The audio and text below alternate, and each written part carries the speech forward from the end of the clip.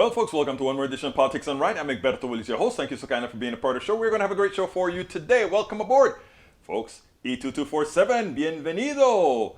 ABQ, bienvenido. El señor Michael Rutnen. Anyhow, folks, we're going to have a great show for you today. Let's go ahead and start right off. I have an interview with a congresswoman, so let's go ahead and start these so that we can get to the interview shortly. Norman Reynolds, welcome to the program. Welcome to the program. According to Michael Rodney, Dr. Fauci from CNBC, Dr. Fauci says, U.S. faces an oncoming COVID Omicron surge as it grapples with jump in Delta cases. We are now facing a very important Delta surge, and we are looking over our shoulder at an oncoming Omicron surge, Dr. Fauci said during a White House briefing on COVID. Clearly unvaccinated individuals are really at a high risk of serious involvement, including hospitalization. Due to this new strain, hospitalizations are up 20 to 50% depending on location. Omicron has a much lower mortality rate, but if you get COVID, the greater risk spending weeks in the hospital along with the massive bill as a follow-up are still a doubly heavy toll to pay. Of course, they put our entire country in jeopardy because what they do is they take up all hospital space for otherwise for illnesses that otherwise need to be treated. These people that don't get the vaccines, if they don't have some very specific reason, are selfish, and not only selfish, but they are causing harm to the country as a whole and causing destruction to the economy. Interestingly, the same people that want to do as they please, not wear masks, just wear vaccines, are the ones who complain about the economy, etc., etc. It's a sad case. I think we are at the point now where for those people that come into the hospital with COVID unvaccinated, that the level of care they get should be whatever is left over from care otherwise afforded people that are there for their mammograms and their all these different things that they need. I think it is time for those who decide that they know best, that they will follow the charlatanes to get these types of drugs that makes no sense. It's time for them to, live to what they deserve. It's about that time. Over 91% of Democrats vaccinated, while only 60% of Republicans have taken one shot. Data reveals results. Republicans are being hospitalized and are dying from COVID at over 3 times the rate that Democrats are. Yet Republicans don't seem to care until it happens to them. And by then, vaccination is too late to matter.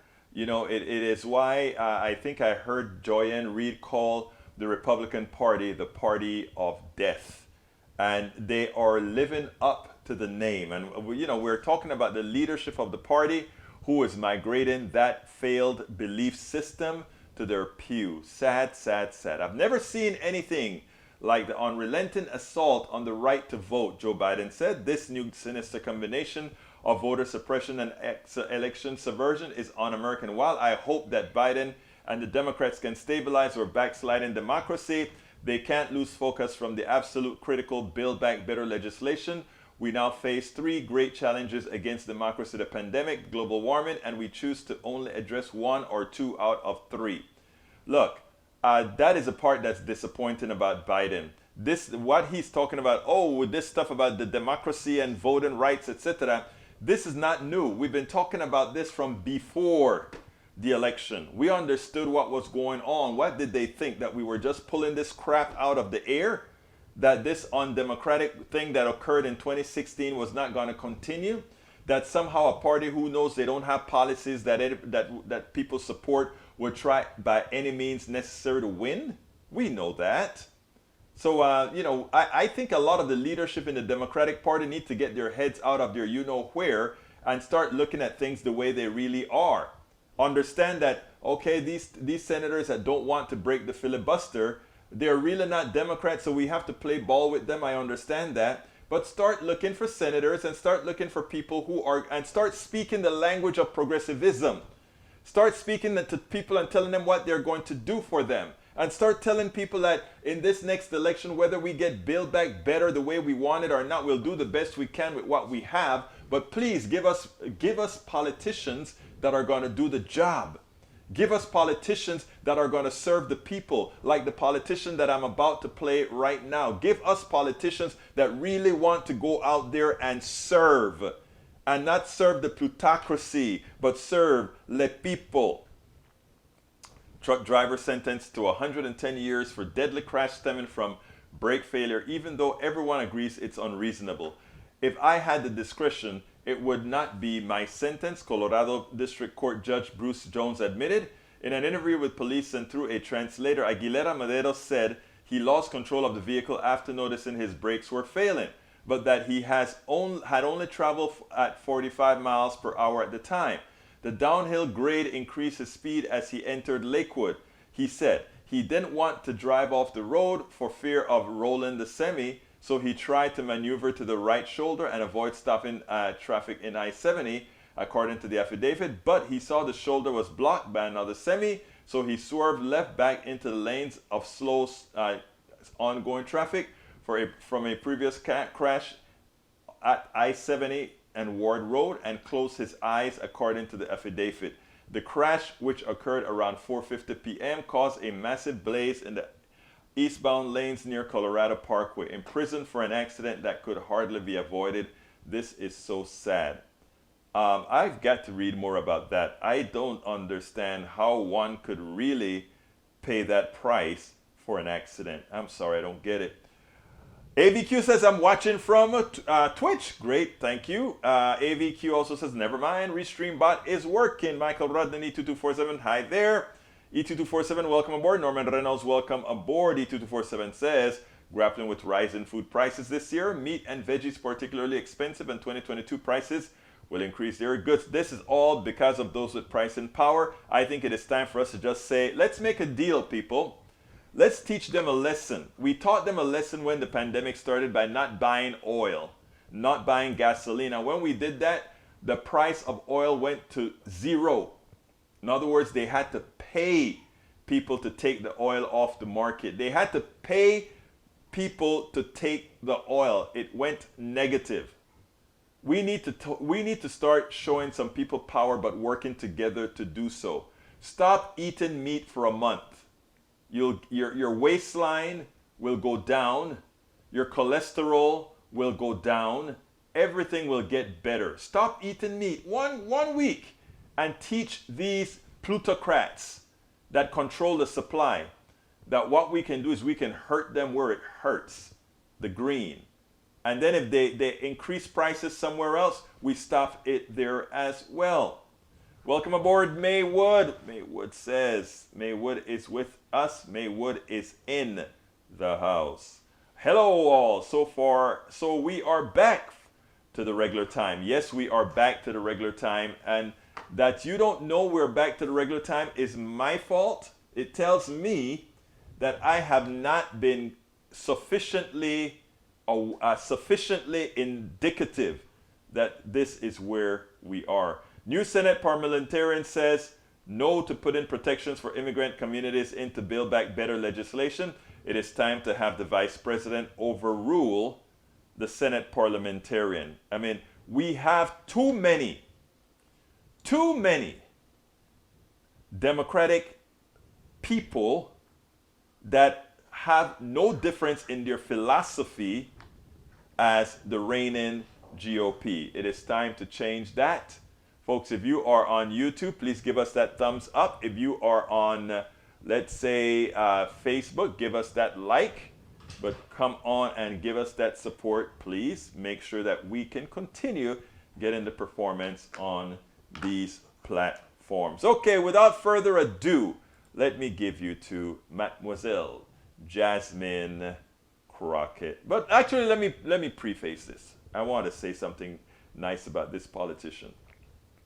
We made an appointment several times, and we had to change it several times because once I told her my daughter was going to had to go to a Christmas party. We had the wrong date, and I wanted to make sure, like, I'm here to take care of my daughter, so that takes preeminence over anything else. So I went ahead and I said, okay, let's go ahead and reschedule. And we were attempting to reschedule at the time that we found out the party changed. I went ahead, and called her and said, "Hey, we can still do it on Thursday." She said, "Okay, we can do it at Thursday night." In other words, after she campaigns and do all her stuff in Central Texas.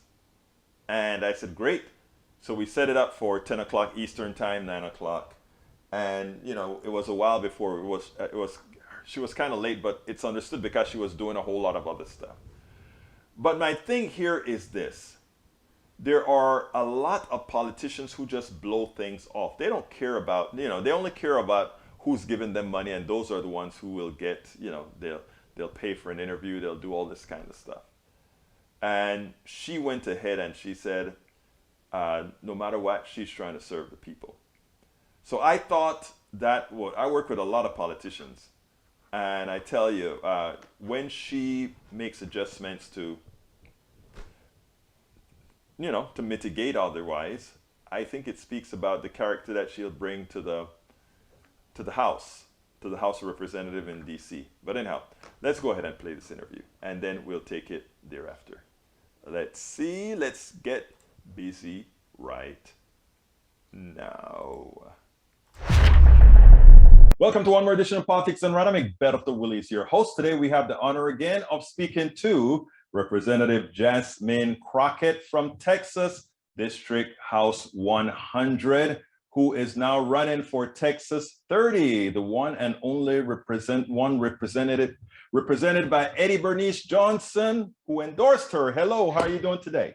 I'm doing well. How are you? I'm doing fine. I know you've had a hell of a day today. Thank you for being here and spending the time with us today. I have a few questions for you that we want to go forward. First of all, what got you into the national race after doing such a hell of a job in the state this year? I feel like I wake up every morning asking that same question. I know. No, we fought so hard on the state level, and all of our fights ended up on the federal level. And right now, we are in litigation over so many things that happened on the state level, and we're in that litigation on the federal level. And honestly, our federally elected officials, they have the power to effectuate change, not only in this country, but definitely in the state of Texas. And so after working with a congresswoman on some things, she made it clear that she was ready to retire, but that's something she had been saying for at least a decade. Yes. And so, I was like, okay, I was just listening. This wasn't me asking, this wasn't me trying to move her along. I was happy to defend and be on the defense. And I fought so hard to get my seat that I really didn't know that I wanted to fight again. I knew that it was going to be a packed race because the seat has only been occupied by her since it was created. And so for me, I was like, I love my district. My district is just kind of getting into the swing of things with me. And I just was like, I don't want to leave them. Now, obviously, if I live in her district and my district, then, there's a lot of overlap. Right. Not my complete district, but after you work to build these relationships, it's hard to think, let me start and build new ones and more. And so I just didn't know. And I got a call from a supporter of mine, and he said, what you need to recognize is you'll at least have an opportunity to be on the offense. In Texas, you're going to constantly be on defense. And so if you want to really get the types of bills passed that you really want passed, I can't tell you when you'll be on the offense, but at least things shift on a national level. They don't shift in Texas. And that really stuck with me. And I thought, this is my opportunity to do more than deflect, but to actually get progressive policies passed. And that was really a turning point for me in deciding to run. Now, you just made a statement. You said to get progressive policies passed. Are you going to be running here in Texas and as an unabashed progressive, or maybe not those words, but simply letting people know what you want to offer them? Right. So in fact, the interview I just did, I was explaining that my record speaks for itself. No one can come up against my record and act like there's any deficiencies in my record or act like my record is anything less than progressive. And there are people in this race that are running as theoretical progressives, right? Like it's all fun and games until you're really in the game. And we don't know how you will really govern. Well, I have governed in a very progressive way. Now, my district itself, we are not Travis County, right? Mm-hmm. So it ain't Austin. Right. So in certain words don't necessarily like work, but my policies work. Mm-hmm. So we will focus on my policies because my district loves my policies. But I don't know how they'll feel about certain words, right? So if I'll be going around and knocking on a door and saying, I'm a progressive, probably not. No. They actually love to hear that I'm a Democrat. That's what they want to hear. They want to hear that I'm a Democrat. And it's really kind of I would say an age thing, so to speak, right? Like it's a generational thing. My district, the core voters are going to be older African-Americans. Don't know nothing about what a progressive is, but they know what a Democrat is. And that's what they want to hear. And so I tell them I'm a Democrat, which I am. And then I talk to them about the work that I think is important. And those things are actually progressive things, right? So I don't know that I'll be like, oh, progressive, which we have all these people in my race that are running and they're like progressive. And there's somebody that definitely is to the right. And so that person wants to kind of use that to kind of scare some people. So I'm going to run as Jasmine, who's a Democrat. And I'll talk to you about my policies. No, I think you have the most name recognition right now based on, and not only that, but you have the real important endorsement. Now, how was your district redrawn with the new gerrymandered state of Texas? Did they pack more people in your district? What did in District 30, or what did they do? Yeah, so District 30 was the most unchanged district in the state. Okay. And even though that was the case, they definitely used District 30 to do some illegal nonsense. So to the west of District 30 is District 6. Mm-hmm. That's a district that Trump only carried by 3 points. And my classmate, Jake Elsie, actually won that seat in a special election over the summer. And so that seat was so tight. In a real election, it may have been lost. Right. Special election is a little different, but in a regular election, it potentially was going to be lost. And so what they did is it was only 3 counties within it. You had Tarrant County, Ellis County, and Navarro County. And now there's somewhere between 7 and 9 counties. So they really picked out the people. Oh, man. And what they did is in the very diverse portion of Tarrant County, they decided to cut those people up. So they left a few people in there. They put some of the people over, and they took about 50,000 of the people and put them over into Eddie Bernice Johnson's seat. And then what they did is on the eastern side of the district, they took those minorities and brought Colin Allred, who had never gone south of 30. Right. He'd never gone south of 30.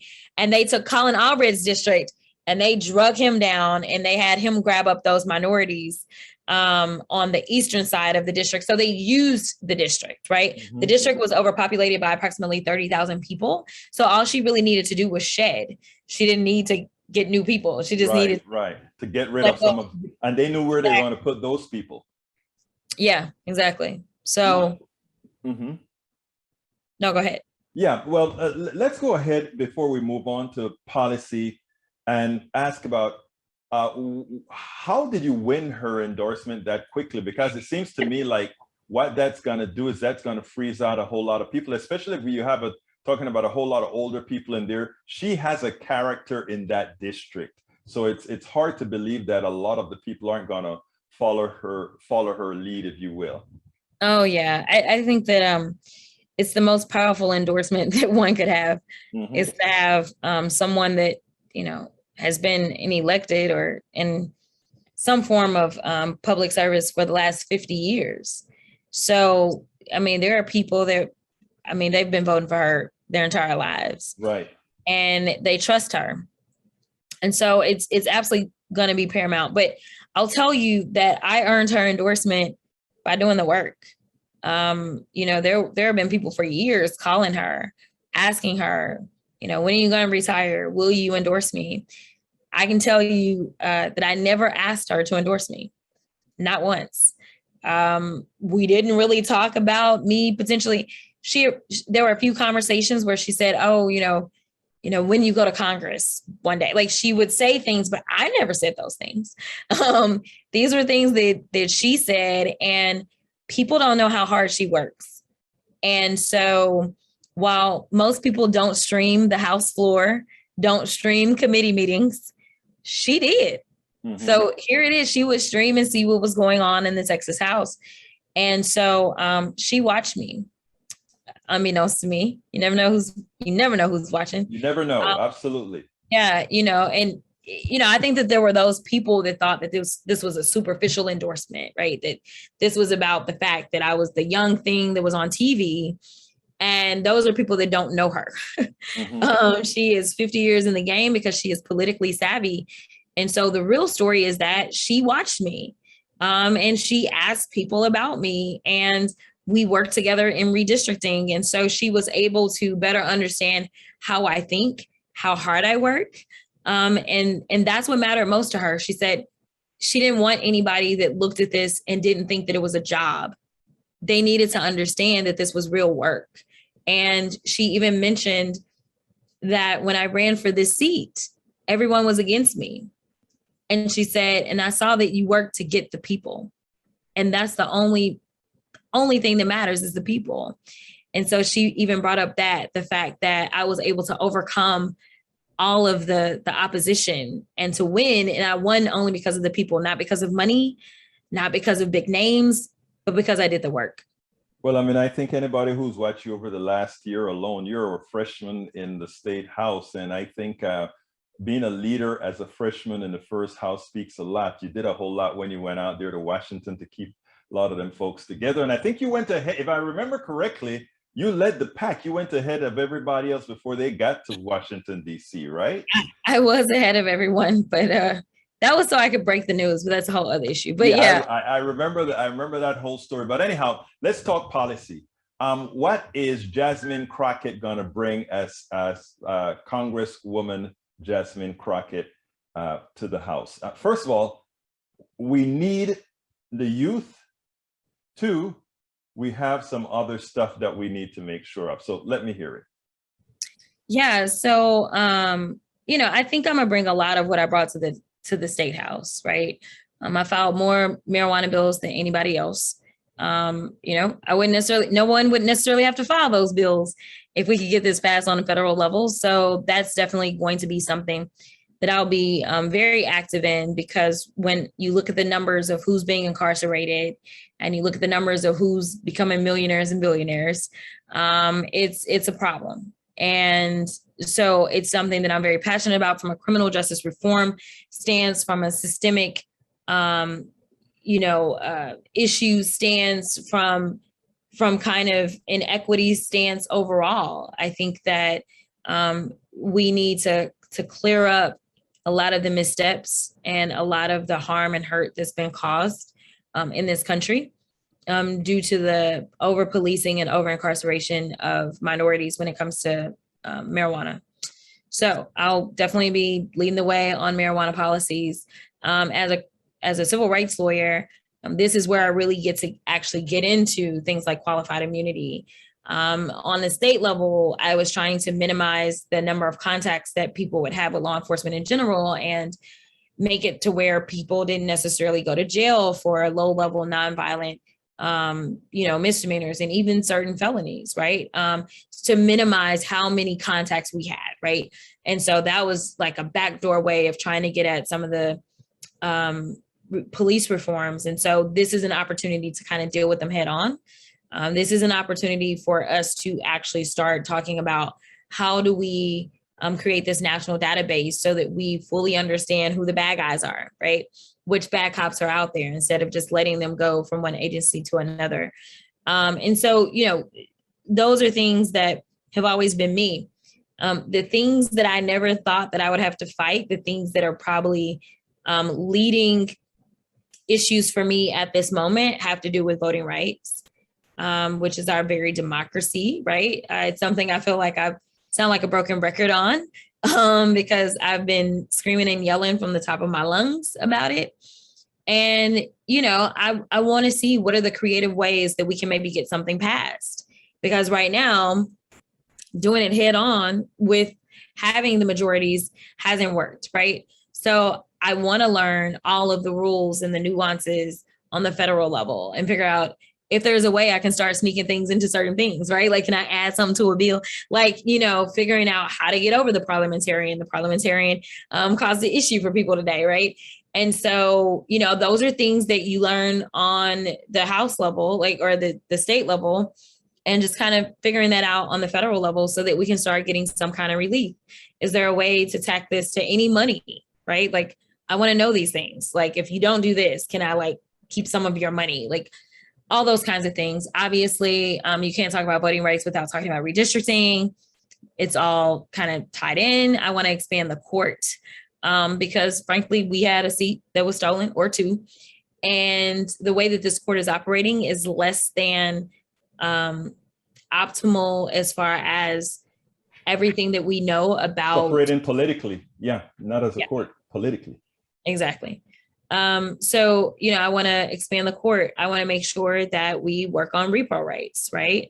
So I was really excited to see that the FDA approved kind of this national ability to get an abortion pill without actually having to walk in and do an appointment. It'll be interesting because I want to read through all of it and compare it to the legislation that went through during the special session that nobody talks about because we've been so stuck on the first bill, but that was about limiting the number of weeks in which someone could actually receive abortion pills through the mail. So I think it can't be more than 7 weeks or something. So I want to read through kind of the two and see how they mesh up. It's obviously difficult to enforce the Texas law. So, who knows what you get in the mail and why, right? And when. So, that'll be kind of that part. So I think we'll be in decent shape. So I'm happy, but that was a workaround. That was a workaround for a country that has a government that's failing them. And so those are the things that I think I'll be tasked with is figuring out these workarounds to make sure that we are doing more protecting than harming. Let me tell you one thing. You mentioned about being able to do things on the federal level. One of the reasons that we can't get things on the federal level is that we don't have enough people who are unabashedly aggressive in the policies they support and know exactly how to go against the opposition without fear. Yeah. And one of the things I think you're admired for throughout the country, and why the news media seem to be pulling you over all of the times, is because that is the fact that you're not scared to really confront the way many Democrats seem to be fearful in the way they confront the right.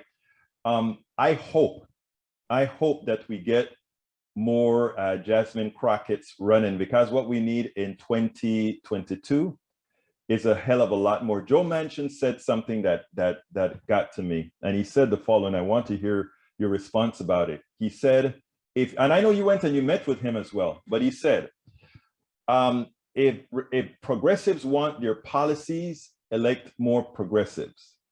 Interestingly, of those 50 senators, 48 senators want the Build Back Better bill and wants all the bills that the progressives so far in Congress are supporting. So he's saying near 50% is not enough. So we need a hell of a lot more of the Jasmine Crockett. So tell me what you think about that, and how are you going to look? Let me first say you're going to win your seat. And by the way, the last person I told that to was Alexandria Ocasio-Cortez when I interviewed her at Netroots Nation, and she smiled with her innocent self when she was 4 years past. That was 4 years back, and she didn't only win, but she beat the guy who was supposed to be Speaker of the House, replacing Nancy Pelosi. So what I'm telling you, Jasmine, is you're going to be winning the House district. What do you think about bringing more progressives along with you?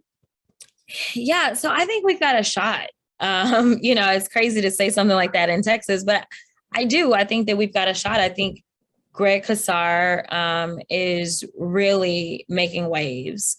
And I think that he's doing a great job. I think that the district he's running in is the perfect district for his personality. And I think he will probably be the most outspoken. I really do. Mm-hmm. And then Jessica Cisneros, you know, Your she's partner running. in crime. Yes, she's running against, you know, Henry Cuellar. And it's interesting because that's a district that is down at the border, you know, and so it's the border districts, things get tricky down there. Mm-hmm. And so I'll be interested to see, because obviously the lines changed as well, right? And so there are definitely people that have never met Cuellar, right? Like they're new people. And so it'll be interesting, but it gets tricky. So I've not been down to see kind of how Jessica runs like on the ground, right? Because that area is a lot more conservative, right? Like, It's a Latino yeah, cultural thing. And yeah, yesterday I interviewed Manuel Pastor from University of California, University of Southern California, who expressed how progressives need to reach Latinos, you know, the conservative Latinos that you're talking about, because they're socially conservative, but very much want all the what progressives have to offer. So I hope your friends really looking into that type of campaigning down there. yeah. So it'll be interesting, because I don't know how she's going to deal with that. You know, it's been really an interesting time kind of talking to the progressive orgs as I'm going through this, because I'm basically like, chill out, guys. Like, you have my record. I think another article came out today that I'm trying to read. I got a Google alert from San Antonio Express that was like, it called, you know, Greg a Democratic Socialist. And then it said, you know, the headline was like, Democratic Socialist Greg Casar, and like the most liberal member of the Texas House, right? Like, so it's an article that talks about the two of us, right? And so I'm like, it's anybody can tell you what you want to hear. Right. Which happens. Like, they say one thing and they do another. But at the end of the day, it is about how they govern. And so, so my big deal is the proof is in the pudding, but I know my district better than somebody from the outside. Right.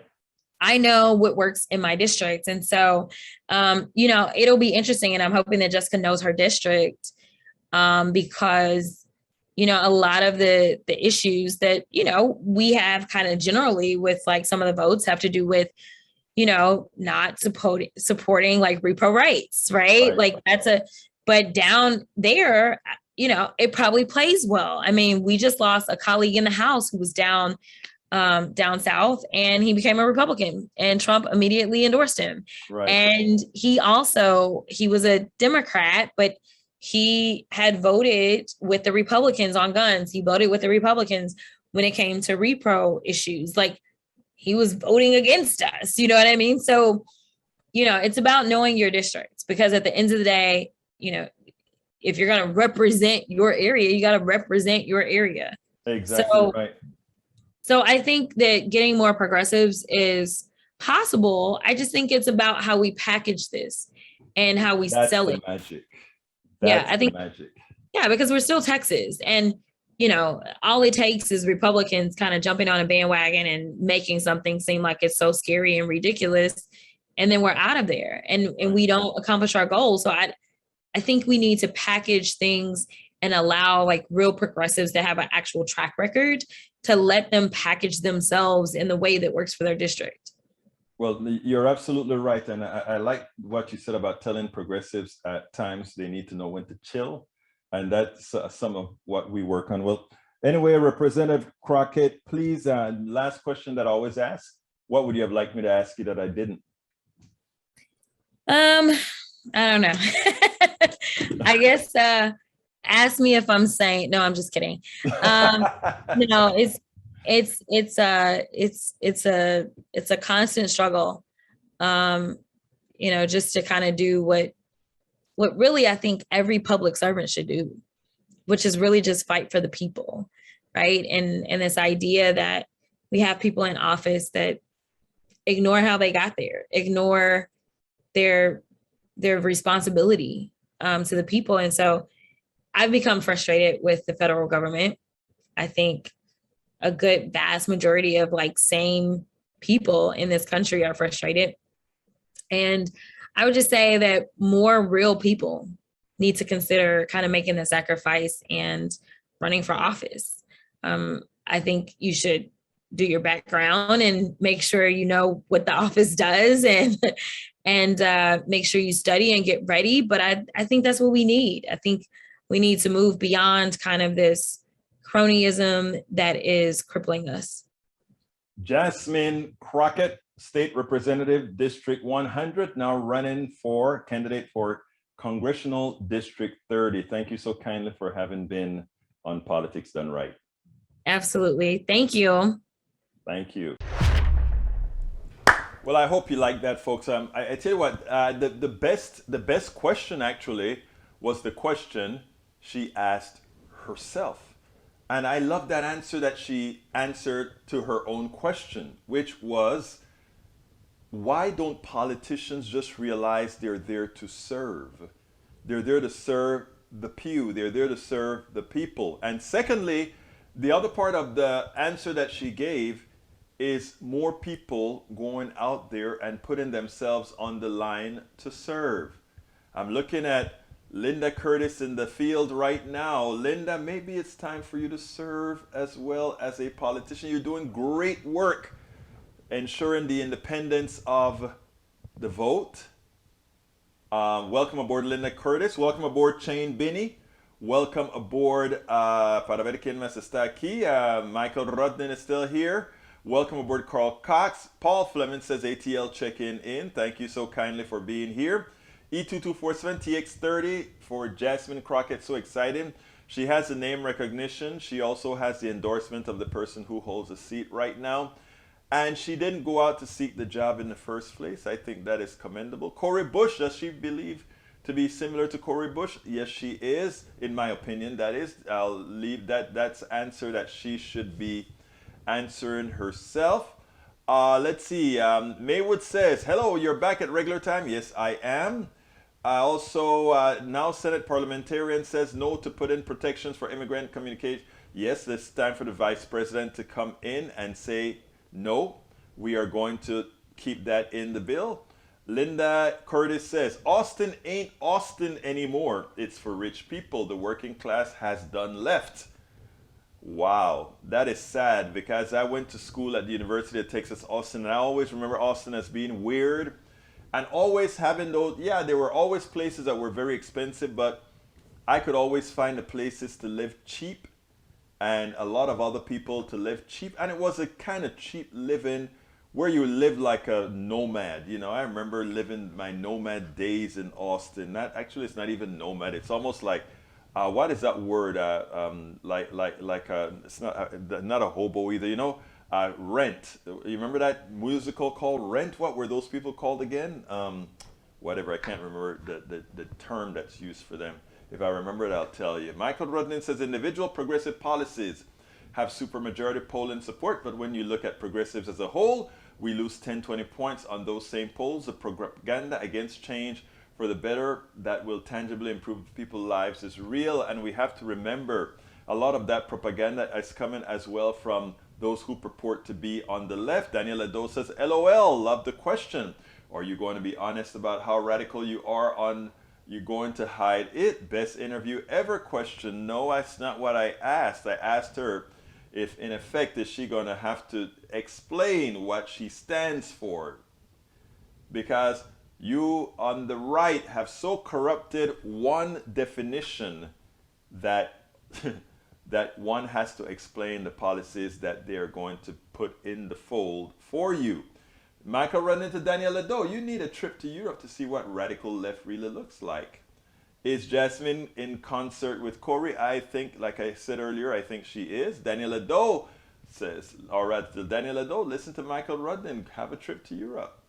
Bernie is conservative to Europeans, very much so, because there are a lot of stuff that we would like to see more of that we won't.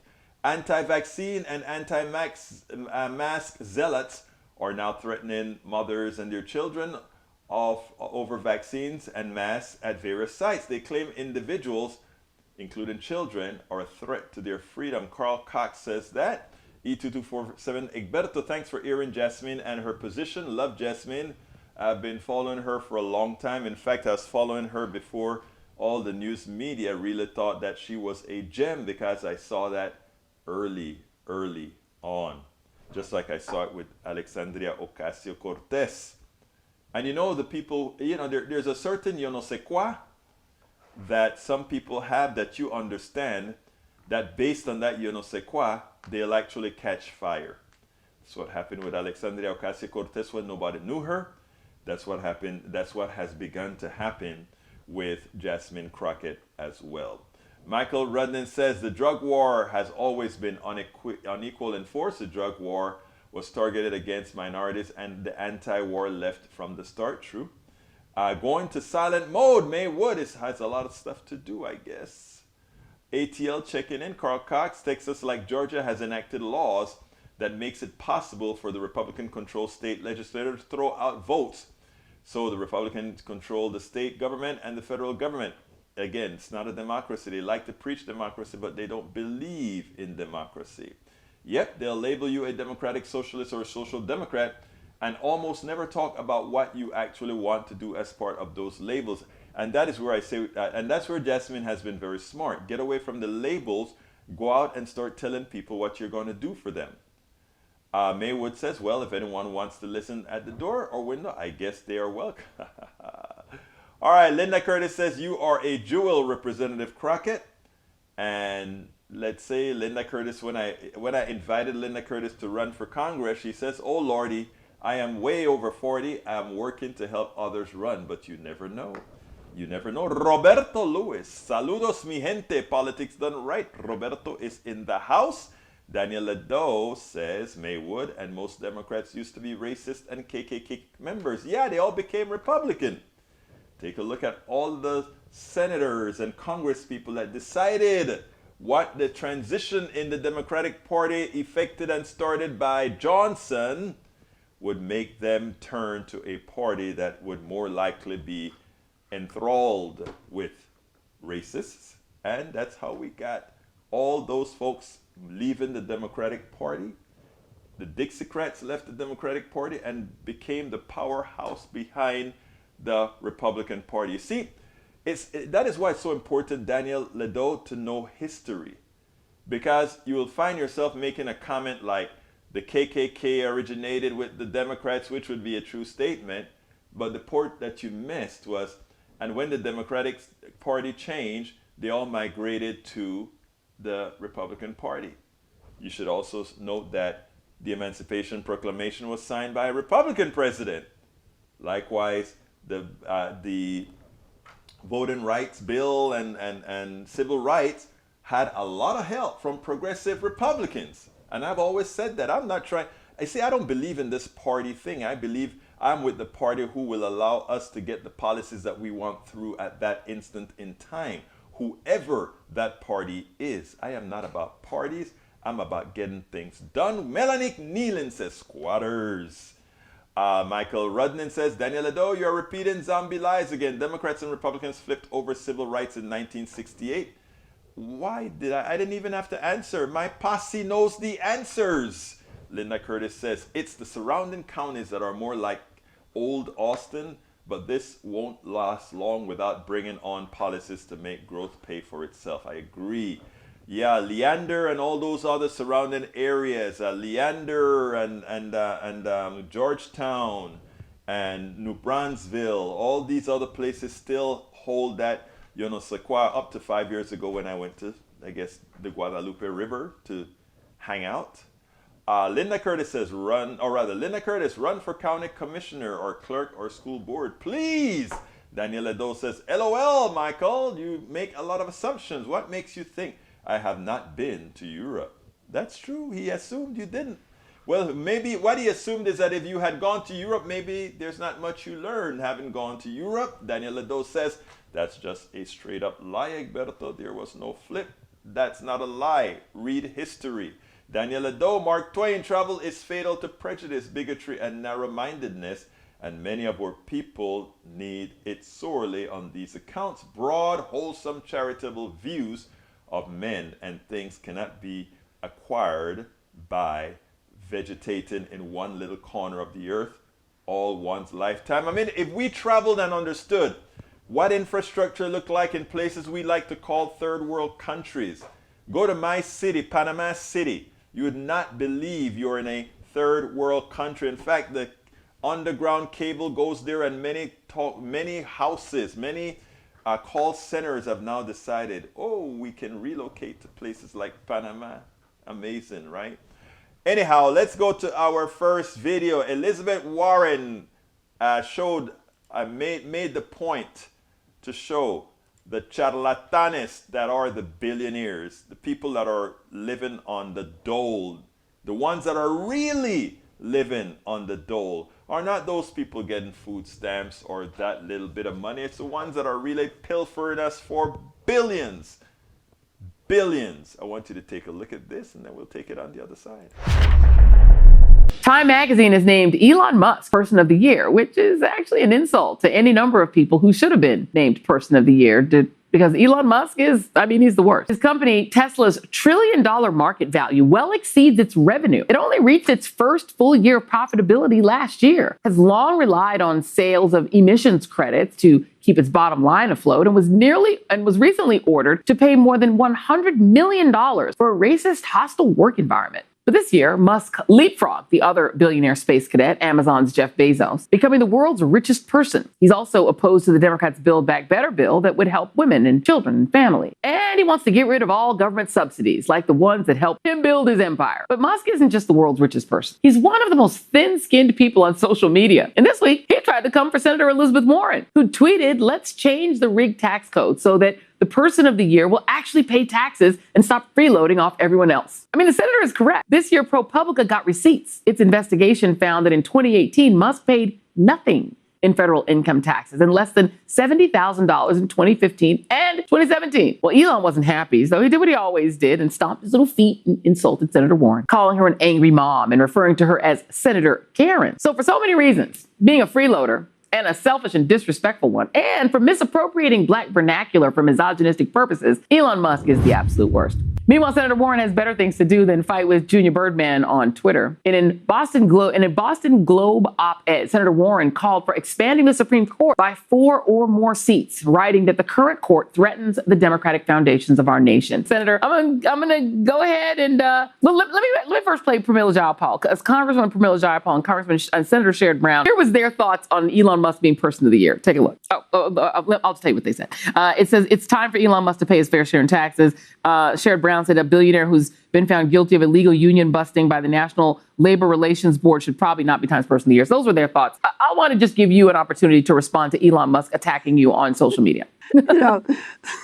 The world's richest freeloader evidently has a very thin skin. But you know the part that really makes me angry about this? It's on behalf of every public school teacher, every waitress, every computer programmer, every street cleaner who actually paid taxes. And that means they paid more than Elon Musk did in federal income taxes. And that's just not right. And it means the system is broken. I, along with many others, am trying to fix that. But the days when these guys not only get to rake it all in, but then rub everybody else's nose in it while they head off into outer space and declare how they did this all on their own when they were subsidized by the federal government and subsidized by every waitress and by every public school teacher who paid their taxes. This is wrong. And Elon Musk needs to eat a big dish of that. He needs to probably use his big money and buy himself some self-esteem, because apparently he gets sad when people say mean things about him not paying taxes. Yeah, he gets mad because when you really go ahead and say, hey, Elon Musk, you are a freeloader, not because you have billions, not because you're the richest person in the world, mean much. What it means is that you stole it. And people say, well, how did you steal it? He worked for it. No, he didn't. You know, that America justifies legal theft using the financial sector doesn't make it any more moral or make it any more true that somehow he made it on his own. He made it from the work and worth of everybody else. Remember that. You know, for those who have this unfettered love for the rich person, for those who have unfettered love, for those who have somehow used our economic system to get ahead, remember, there are so many people out there that they are so devoted to their craft. They're so devoted to engineering. They're so devoted to science. They're so devoted to social issues, helping people. They don't sit down and figure out, hey, I can turn capital gains by using the capital gains from doing X, Y, and Z. I can multiply my income at a faster rate than inflation. Or by creating a collar, a financial instrument, I can create structures that minimize my loss but maximize what I'm going to win. Because I can do that, I take my effort in figuring out the financial structures within a capitalist society to make a bunch of money. And then the others are out there saying, I just want to help people. I just want to create products. I just want to do all these great things to help people, to forward science, to do all these things. And somehow we glorify those who use a feature in a financial system, in an economic system, a fraudulent economic system to get wealthy, and they're the ones that we somehow respect. That is how screwed up our educational system is, that we don't know how to evaluate where worth is. And we're almost done with the show, and I forgot to ask you guys to support the program. What's wrong with me? Please, folks, if you are listening right now, click that join button and please become a member of the PDR Posse. Become a part of Politics Done Right. It's not hard to do. Just go ahead and click that join button if you are on YouTube. If you're not on YouTube, if you're on any other network, please just go ahead and click politicsdoneright.com/YouTube. I just placed it into the screen, politicsdoneright.com/YouTube. Alternatively, you can support us on Patreon. That is politicsdoneright.com/Patreon. Patreon is spelled Patreon.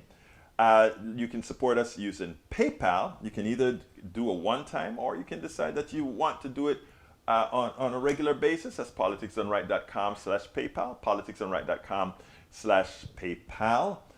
You can get all our books at politicsdoneright.com/books, politicsdoneright.com/books. I guarantee you will take a different look at our economic system after reading the truths that nobody tells us on mainstream media, because again, the people who keep them alive, the people who pay for that, that's what they do. Please, folks, also, if you're on YouTube, give us a thumbs up. If you're on Facebook, give us a like. If you are on anywhere else, however you can like, follow, do whatever. If you're on Twitter, go ahead and follow me, Egberto Willies, at Egberto Willies.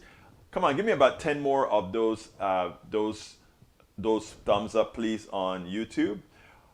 Let's see, you can go to our store, get our hoodies. And by the way, our stores are all over, really. You can either use the store at YouTube, or you can use our own store at politicsdoneright.com/store, politicsdoneright.com/store. We are very efficient users of the support that you provide us.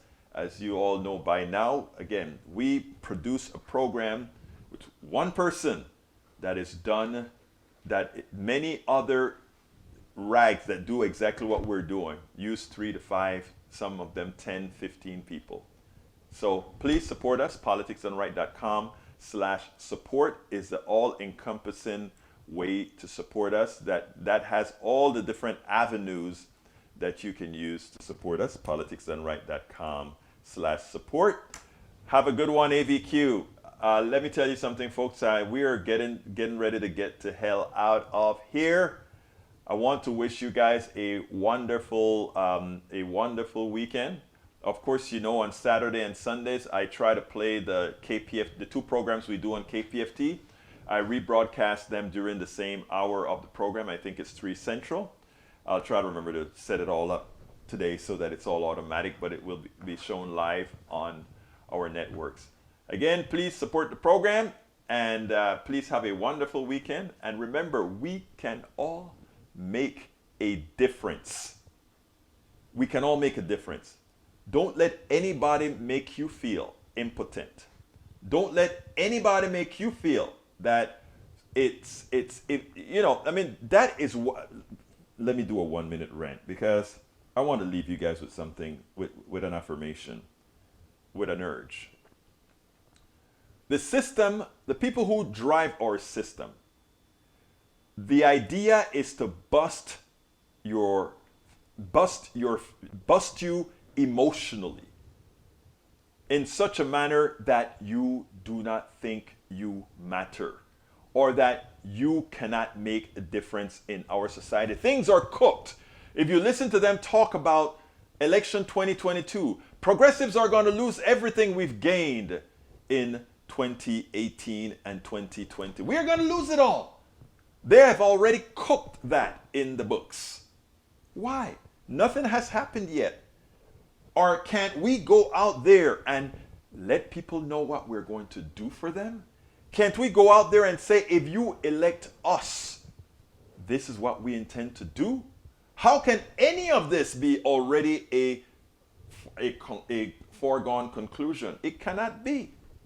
But they want you to believe that so that you can stay home, so that you can feel it's all lost. No, it's not. Make a difference. Forget about what they're saying. Oh, it's going to be a bad year. It's going to be like 2010. It's going to be like 2010 if you behave like 2010. But if you decide that you're going to make a difference, and if you empower others to make a difference, then we decide what 2022 is going to look like. And don't give up on your right-wing brothers and sisters. Talk to them. Talk to them. Open your minds to listen to them. I know sometimes it drives you crazy. Listen. Talk to them. Give them permission to spout whatever they want to spout, and give them permission to support those who you support. Give them a place to land. That's what it's all about. My name is Egberto Willies. This is Politics Done Right. And you guys know how I end this baby. I am what? Out! We spend a lot of time deconstructing the news, trying to parse it into a form that everybody can understand. We try to find those little nitpicks where it flies above the fray, etc. If you really like these videos that we do, I want to ask a big favor. Please go ahead. Number 1, subscribe to our channel. And number 2, please join if you can. Thank you so kindly for watching. Keep watching. Please remember to share. We must populate the entire internet with our progressive message, a message that we know is what most Americans say that they want. So help us, please join.